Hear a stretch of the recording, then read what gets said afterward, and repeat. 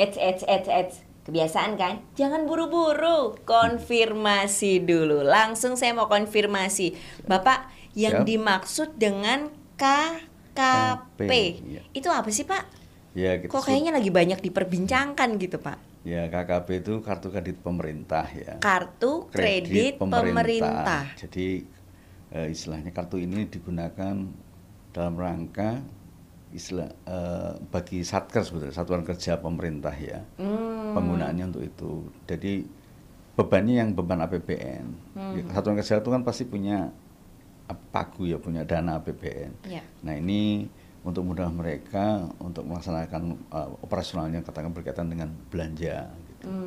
Itu kartu kredit pemerintah seperti itu. Jadi ini nggak semata-mata semua bisa memanfaatkan, nggak ya Pak ya? Ya, kalau ya yang hanya bisa memanfaatkan hanya satuan kerja. Nah, pemerintah. satuan kerja Karena pemerintah. government corporate itu card gitu. Iya, government corporate card. Iya. Dan KKP ini kalau nggak salah ini kan terdiri dari dua hal ya, untuk belanja operasional serta modal, satunya lagi untuk perjalanan dinas, betul ya Pak ya? Betul. Nah, ini ya. yang membedakan apa Pak? Ya, memang yang untuk membedakan yang satu berkaitan dengan untuk belanja-belanja yang sifatnya operasional ya. Kemudian juga belanja modal itu. Kemudian yang satu khusus perjalanan dinas. Itu bisa juga dibedakan dari keperluannya Pak misalnya. Kalau misalnya untuk operasional bisa untuk belanja pegawai, belanja barang, belanja persediaan, pemeliharaan misalnya katakanlah untuk pemeliharaan taman, itu bisa menggunakan pihak ketiga bayarnya pakai KKP gitu. Nah, kemudian untuk belanja modal misalnya katakanlah untuk kapitalisasi barang-barang di atas 1 juta misalnya beli AC 1 PK, 2 PK itu menggunakan KKP. Nah, kemudian kalau untuk yang belanja perjalanan dinas itu biasanya digunakan oleh pejabat-pejabat yang atau pegawai yang melaksanakan perjalanan dinas. Katakanlah penggunaan itu untuk memudahkan katakanlah untuk pembayaran yang sifatnya misalnya akomodasi, misalnya hotel, terus biaya tiket dan sebagainya itu bisa menggunakan KKP. Nah, kemudian untuk limitnya penggunaan KKP kalau untuk yang belanja operasional plafon lah istilahnya itu kan dibatasi memang untuk yang katakanlah referensinya sudah ada itu. Misalnya kalau untuk belanja operasional dan belanja modal itu 50 juta dalam 1 bulan. 50 juta rupiah dalam 1 bulan. Ya, nah, kalau untuk perjalanan dinas hanya 20 juta rupiah saja untuk plafon. Itu yang membedakan itu. Tapi semua pertanggungjawabannya hampir sama semua. Nah, itu. Jadi kalau misalnya perjalanan dinas itu ya transportasinya, Iya, penginapan, sewa kendaraan, semuanya tinggal bawa kartu itu tadi ya Pak ya? Ya, tinggal bawa katakanlah bawa kartu, kemudian katakan nginep di hotel tinggal gesek yang ada mesin edisinya itu. Kemudian kalau misalnya ada beli tiket pesawat atau perjalanan sewa kendaraan ya bisa katakanlah berapa misalnya untuk 1-2 hari katakanlah sewanya 1,5 juta misalnya itu tinggal gesek gitu. Dan itu otomatis tercatat ya Pak semuanya karena memang sudah menggunakan sistem itu tadi ya. Oh iya itu tercatat. Udah nggak ada nota-nota ya Pak ya? Oh udah nggak bisa. Justru dengan KKP itu kan satu kita diajarkan untuk tidak berbohong. Iya. Karena bisa saja toh yang katakanlah yang dulu-dulu ada oknum yang menggunakan itu di negara lain Pak di negara entah berantah iya, itu misalnya hotel yang harusnya cuma 550 ditulisnya 750 bisa seperti itu. Tapi kalau sudah dengan KKP sudah langsung tergesek itu langsung billing tagihannya ada di bank yang menjadi katakanlah mitra daripada Satker itu misalnya. Misalnya Satker A menggunakan boleh nyebut boleh bank misalnya menggunakan BRI ya dia nanti tagihannya dari BRI, billingnya itu datang dari BRI. Ada jangka waktunya juga untuk penagihannya itu. Nah itu jadi istilahnya dengan KKP itu sebenarnya memudahkan bagi kita tuh untuk tidak langsung membanding APBN. Iya. Tapi nanti setelah kita melakukan baru nanti bebannya agak APBN. Jadi manfaatnya juga banyak ya kelebihannya dari KKP ini Pak? Banyak sekali, manfaatnya tuh banyak sekali. Satu memudahkan kita tidak perlu lagi katakanlah pembelian secara one on one atau berkunjung datang ke Oh, ke tempatnya iya, itu, iya, iya. Misalnya kemudian kalau tadi pembelian betul, operasional gitu ya. Kalau di kantor iya, misalnya ATK gitu nggak usah lah kita itu dateng, datang ke tempat, survei satu-satu. Oh KCR orang atau sekit, oh ini nggak itu nggak perlu perlu. lagi ya Pak ya. Nah itu yang penting jadi karena di apa istilahnya eh, ya sudah ada ini sendiri, sudah ada apa, sudah ada besarannya berapa pembayarannya itu. Ya, Memang ya. lebih lebih apa akuntabilitasnya akan terjaga. Ya, dan ini lebih fleksibel juga ya Pak ya. Fleksibel, fleksibel sekali. Karena Eh, memang jangkauannya kan menjadi lebih luas lagi ya. Jangkauannya lebih luas, kemudian juga dari sisi apa namanya menghindari fraud ya saat ini saya sampaikan Ya, tadi ya. menghindari Penyimpangan fraud. ya. Terus nanti juga bagi satker itu laporan pertanggungjawabannya akan lebih jelas gitu loh. Jadi nggak kemana-mana gitu. Kemudian juga lebih simpel sebetulnya, lebih simpel lagi, lebih simpel banget gitu penggunaannya itu, Ya, ya, penggunaan ya. kartu kredit pemerintah itu. Ya, Iya. itu saya juga bisa membayangkan berarti misalnya sampai nanti jangka panjangnya ketika itu membeli sesuatu yang besar, yang banyak begitu, si SPJ-nya pun udah gampang untuk dilaporkan gitu Pertanggungjawab, ya. iya. Pertanggungjawabannya sudah Misalnya kita otomatis ya, Pak beli ya? 2 unit apa katakanlah AC ya pendingin Ya. ruangan itu langsung misalnya harganya jelas di situ misalnya harganya yang 1 PK 4 juta misalnya. Ya. Beli 2 8 juta udah otomatis nanti. Kemudian perhitungan pajaknya juga kan jelas gitu. Ya perhitungan pajak. Memang kalau untuk apa namanya ya manfaatnya banyak sekali lah Ya, dengan KKP. fleksibel tadi sudah kita catat salah satunya. Kemudian bisa dikatakan aman jelas tadi Aman. dari penyimpangan, Penyimpangan, kemudian fraud. juga apa namanya ya, mengurangi Fraud, idle cash ya Pak ya. idle cash karena memang dengan KKP itu kan otomatis kita punya perencanaan kas yang lebih matang. Ya. Dan juga bagi katakanlah bagi apa namanya ya KPPN sebenarnya ya pengguna lah satker Ya. itu akan jelas kemana perencanaan pengadaannya itu berapa dalam 1 bulan. Terkontrol ya Pak Lebih ya. terkontrol, Kontrolnya jadi- lebih mudah ya. Ya, Karena betul. apa-apanya memang kalau ibaratnya kita transaksi itu kan tercatat ya. Historinya itu akan lebih Betul. cross checknya lebih gampang begitu ya Pak ya. Betul. Sebetulnya lebih kepada ini apa namanya lebih kepada penyederhanaan ya.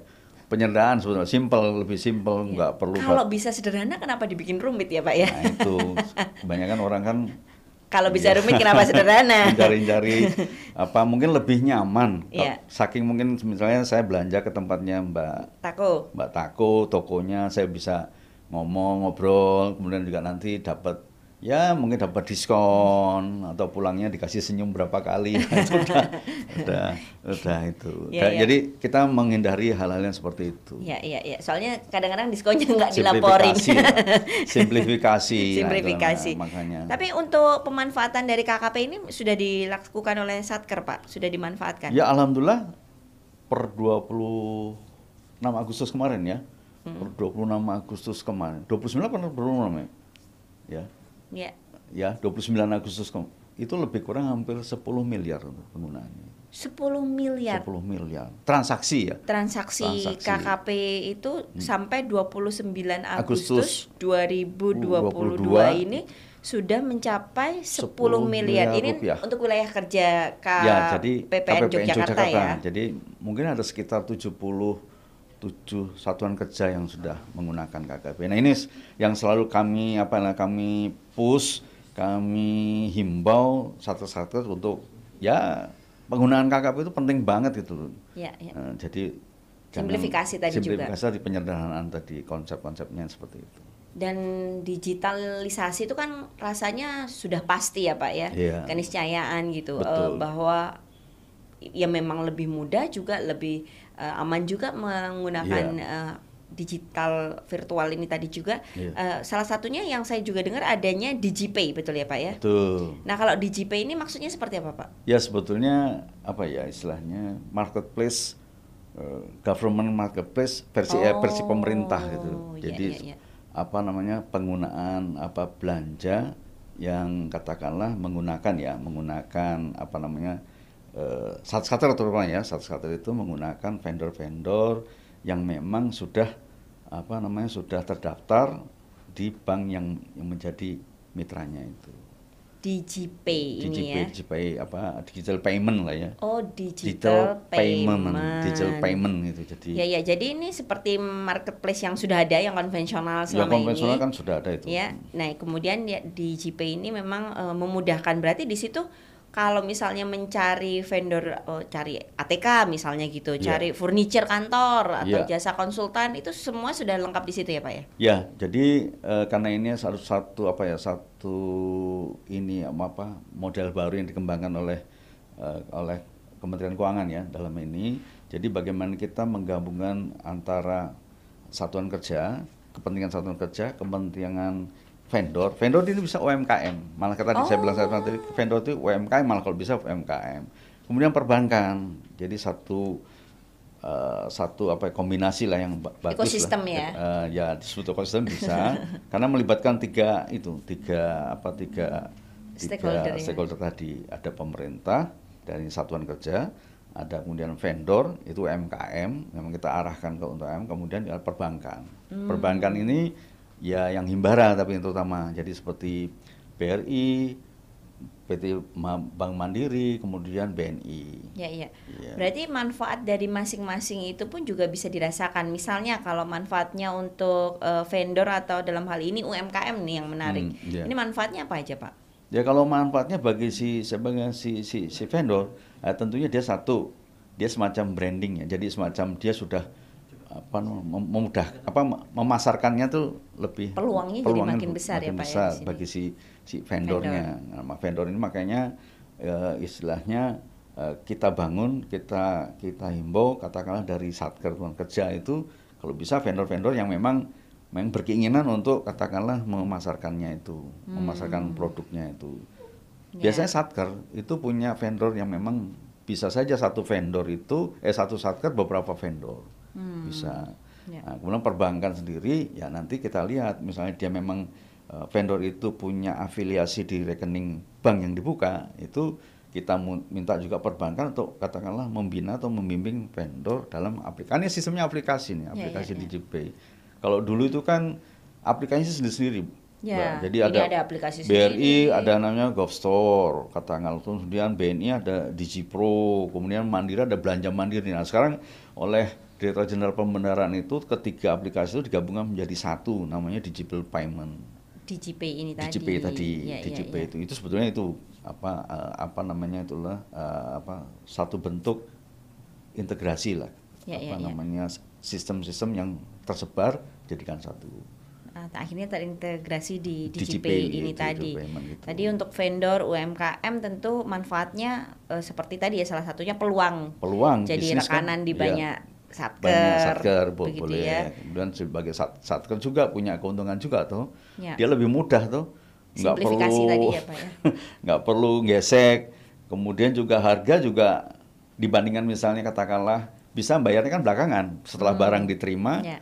Baru dia bayar, dia cek dulu nanti karena di dalam sistem katakanlah di Satker itu nanti ada 5-6 orang, 5-6 jabatan yang berbeda itu yang bisa menentukan katakanlah yang mesan siapa, yang bayar siapa, yang memutuskan siapa, kemudian yang menerima barang sesuai dengan ininya enggak, sesuai dengan spesifikasinya. Itu tahap-tahapan yang jadi memang bagi Satker sendiri satu, belanja itu akan lebih efektif ya. Lebih efektif, efisien, simplifikasi, menghindari fraud tadi yang tadi itu, kemudian juga memudahkan dari cashless ya. Jadi pengurangan dengan menggunakan kertas dan cash tadi ya Pak ya. Iya betul. Untuk banknya sendiri pun ini juga menguntungkan ya Pak ya berarti ya. Iya, bagi bank itu kan semacam ini ya brandingnya dia sendiri ya, branding, kemudian juga ya istilahnya ini target yang baru gitu karena sasarannya kan jadi pasar baru kredit juga ya. Begitu kan. Kemudian juga bagi si vendor ya tadi kelebihan bagi vendor bisa minjam juga kan, misalnya lebih dimudahkan dalam hal kredit kepada perbankan. Iya betul juga.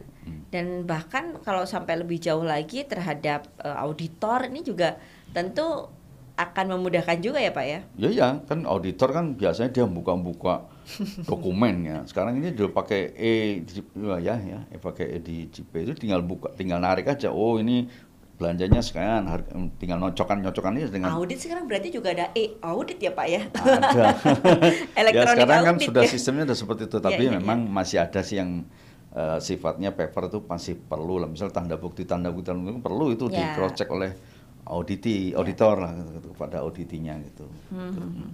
Dan apalagi untuk Ditjen Perbendaraan ini juga pasti diuntungkan dengan adanya DJP ya Pak ya?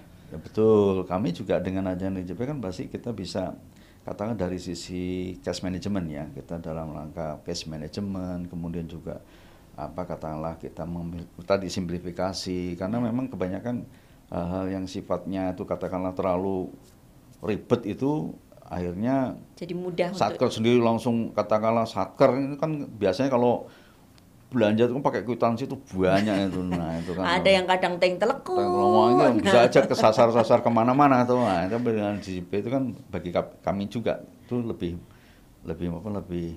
memudahkan. Ya. Nah, kalau keunggulan DJP dengan transaksi yang konvensional ini berarti apa saja, Pak?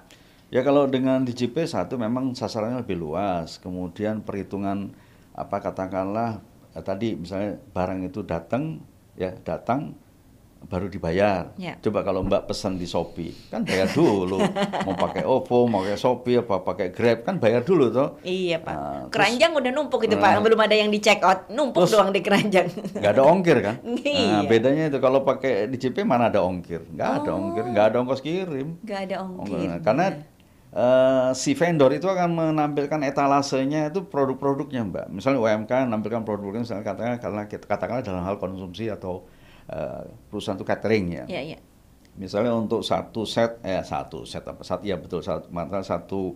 kotak itu yang isinya misalnya isinya serabi atau mungkin Snack, makan, dadar gitu. gulung atau apa. Dadar gulung betul ya namanya. Iya. Yang hijau itu. Ya. Nah, dengan itu berapa misalnya 15.000 atau 20.000. Nah, itu sudah langsung ada tinggal klik gitu dengan Jadi sistem. kayak katalog gitu ya Pak ya? Katalognya sudah, tampilannya? yang nyiapin katalognya itu, baik itu yang sifatnya untuk konsumsi, yang sifatnya untuk barang persediaan, ATK dan sebagainya. Sudah tinggal klik-klik aja, ya, sepanjang vendor paham Ya. akan itu tadi mengimplementasikan aplikasi tadi, aplikasi yang dari katakanlah yang dari Ditjen Perbendaraan itu DJP Ya. tadi. Jadi ada pendampingan nggak Pak untuk vendor ini sehingga bisa menampilkan terutama concern kita kan kalau bisa UMKM tadi ya Pak ya, yang juga nantinya memperkuat ekonomi bangsa ini juga Pak, memajukan UMKM itu tadi. Adakah pendampingan sehingga ketika UMKM ini bisa menampilkan secara maksimal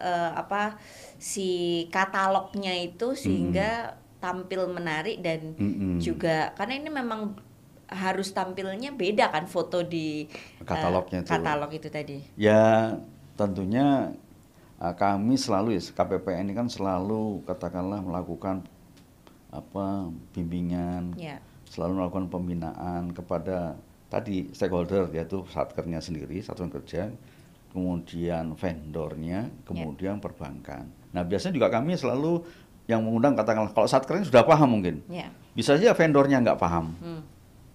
Nah, perbankan kita pertemukan perbankan, vendor agar ya kalau kami otomatis tidak bisa menjangkau sampai situ ya katakanlah kami lebih kepada memanage-nya aja, sedangkan perbankan lebih kepada membina membimbing vendor itu bagaimana caranya dan sebagainya itu aplikasi. Kami selalu dalam setiap event pertemuan itu setiap bulan ya kita ngadakan tiap bulan itu dengan BRI, dengan Mandiri, dengan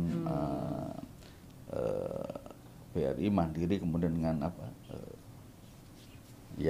itu selalu melakukan komunikasi sehingga dari perbankan itu tadi yang kemudian bisa mendampingi vendor betul, gitu ya karena Pak kalau tanpa peran dari ketiga himbara tadi BNI, Mandiri dan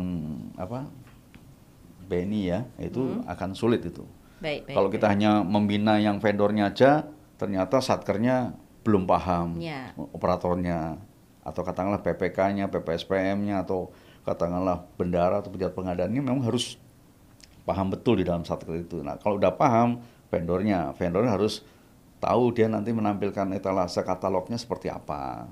Terus Ya. bank ya harus mendampingi karena ini tadi bank kan satu istilahnya gratis ya, katakanlah dia Ya. dalam mengembangkan market share-nya itu bagaimana caranya dia melihat ini peluang gitu. Targetnya sudah beda. Ya. Biasanya targetnya kan pengusaha atau katakanlah wira swasta atau Yang lain-lain yang lah ya, Pak, lain-lain ya. lah itu. Ini sekarang ada target baru Ya. namanya UMKM. Itu. Kalau tantangan yang masih dihadapi oleh DigiPay ini sendiri apa, Pak? Ya tadi saya sampaikan memang kita sebetulnya secara mindsetnya itu harusnya harus dirubah gitu. Karena ya sebetulnya mindset ini kan yang kita managing itu kan orang ya. Ya. Orang yang punya wewenang untuk katakanlah untuk melakukan sesuatu. Nah, kita rubah mindset mereka dari cara pandang mereka dari katakanlah belanja konvensional yang biasa mereka lakukan, ini kita ajak untuk yuk kita kembangkan gitu. Jadi dari sisi cashless, maksud tidak menggunakan uang kas, Ya. menggunakan KKP, pembayaran melalui katakanlah kartu kredit dan sebagainya itu kita selalu ajak itu mindset itu. Jadi manfaatnya lebih banyak. Kita selalu tampilkan, selalu kita dorong untuk bahwasan ini loh. Tapi ya itu tadi ke depan memang kami selalu yang nggak lelah-lelahnya tim kami di KPPN itu mendorong satuan kerja untuk. Tapi dari sisi kepesertaan ya, pesertaan itu kita sudah banyak sekali.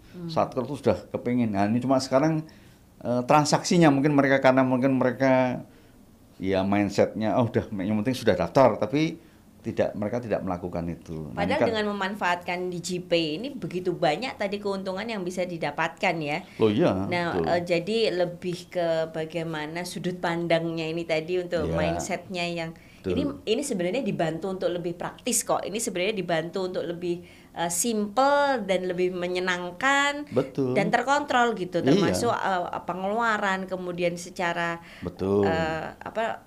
uangnya itu kemana itu sehingga terkontrol semua ya Pak ya. Iya, jadi dari pimpinan tinggal ngelihat aja apa yang sudah dibelanjakan, dilihat dari DigiPay itu tadi. Ya itu dari mindsetnya harus kita rubah, kita tidak untuk merubah mindset bahwasanya. Tapi kita optimis lah Pak ya. Ini, Oh ya harus. Ini memang hanya perkara waktu. Semoga segera untuk bisa dimanfaatkan dengan maksimal si DigiPay ini. Iya. Tapi kalau nggak salah juga kemarin bahkan pengembangan dari aplikasi DigiPay ini barusan meraih top 45 betul Pak ya? Ya betul, itu ada penghargaan inovasi oleh Menpan RB itu. Jadi kita alhamdulillah kita masuk dalam dalam ranking itulah top 45 yang berhasil menerima itu. Ini saya tadi iseng-iseng browsing top 45 inovasi pelayanan publik terpuji tahun 2022. Jadi ini ada penetapan top inovasi dari keputusan menteri tadi ya Pak ya. Menpan RB ya. Pelayanan RB publik, tadi. Ya, betul. Dan artinya ini memang sudah terbukti teruji begitu ya bagaimana ini bisa dimanfaatkan sebagai pelayanan khususnya untuk satker dan bisa dimanfaatkan sungguh oleh UMKM serta bank yang juga bekerja sama ya Pak ya. Betul. Nah terakhir Bapak karena waktunya ini ternyata singkat meskipun banyak yang ingin ditanyakan, harapannya Pak? Ya harapan saya tentunya satu satuan kerja satuan kerja pemerintah terutama ini kan kita mengajak satuan pemerintah untuk segeralah katakanlah untuk beralih sistem belanjanya lah yang tadinya katakanlah tradisional katakanlah belum ke digitalisasi, saya harapkan itu. Kemudian juga UMKM ya segera saja vendor ini ya jangan diam gitu. Kalau perlu dia harus proaktif banyak proaktif untuk belajar bertanya ke KPPN, nanti dari KPPN nanti katakanlah diarahkan ke perbankan. Ya, karena ini peluang yang luar biasa ya. Ya satu itu tadi banyak keuntungan, banyak kemudahan. Nah ini harusnya ya itu tadi mindsetnya harus dirubah. Jadi kita harapkan satuan kerja untuk segera katakanlah melakukan sistem belanjanya itu beralih ke digital payment tadi DigiPay. Itu akan lebih banyak manfaatnya, kemudahan yang didapat banyak. Nah itu sekarang tinggal do it aja gitu. Tinggal dilakukan ya Dilakukan, dengan DigiPay. Terima kasih banyak Bapak untuk ngobrol hari ini, Ya, luar sama-sama, biasa. Mbak Eko. Sekali lagi kita bisa mengubah mindset dari yang tadinya ribet nyimpen nota teng telekuk, waduh, dengan DigiPay semuanya jadi serba mudah, serba simpel ya Pak ya. Gitu. Dan juga kita bisa mengontrol dengan lebih baik lagi. Ya. Terima kasih sudah menyaksikan konfirmasi hari ini. Saksikan terus konfirmasi berikutnya. Ingat, jangan buru-buru, konfirmasi dulu.